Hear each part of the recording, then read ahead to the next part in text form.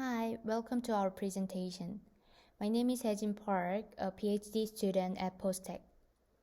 Today I'm going to introduce our paper titled MedBN, Robust Test-Time Adaptation Against Malicious Test Samples, which has been a collaborated effort with Jeongyeon Hwang, Sunung Moon, Sangdong Park, and Jungsul Oh.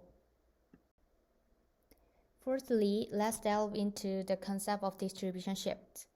When we put deep learning models in real world, test samples may encounter distribution shifts, resulting in performance degradation. For example, a model trained on clear weather data might stumble when faced with fog or snowy weather. To address these distribution shift issues, test-time adaptation is recently proposed. It aims to adapt a pre-trained model to the test domain by learning from unlabeled test data without access to any training dataset. Generally, we can leverage information from test batch. A common method in TTA is utilizing batch normalization layer. These layers normalize input features using batch statistics mu and sigma, and transform them with learnable parameters gamma and beta.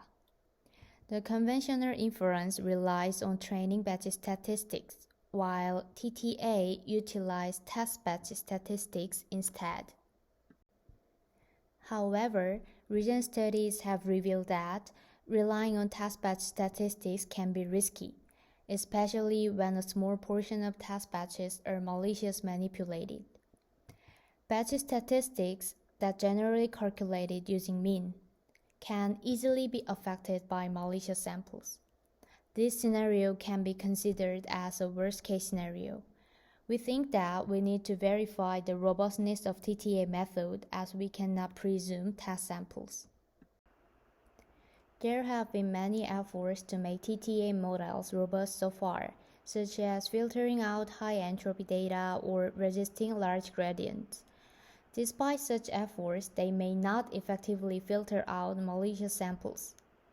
Most methods use the samples in the red box for adaptation, which means low entropy and low gradients. And we can observe that most malicious samples, red cross 1, are in this box, indicating that it is difficult to filter them out. Furthermore, malicious samples on the right are hardly distinguished from benign samples on the left visually. Therefore, we propose MedBN or median batch normalization as a solution. Incorporating the median to estimate batch statistics instead of mean provides an effective defense against data poisoning attacks. We also conducted theoretical analysis on our method. Assume that a batch contains both malicious and benign samples. The fourth statement is the mean can be arbitrarily manipulated by a single malicious sample. However, the second statement is the median is robust against malicious samples. To illustrate this, for the left, the black mean value can be easily manipulated by only a single malicious sample. However, for the right, even with numerous malicious samples, the blue median tends to maintain a robust value. Moving on the evaluation part. We test our models pre-trained with the Cypher10, 100, and ImageNet dataset on each corruption version. Corrupted dataset includes 15 types of corruptions, each with 5 severity levels, and we focus on level 5.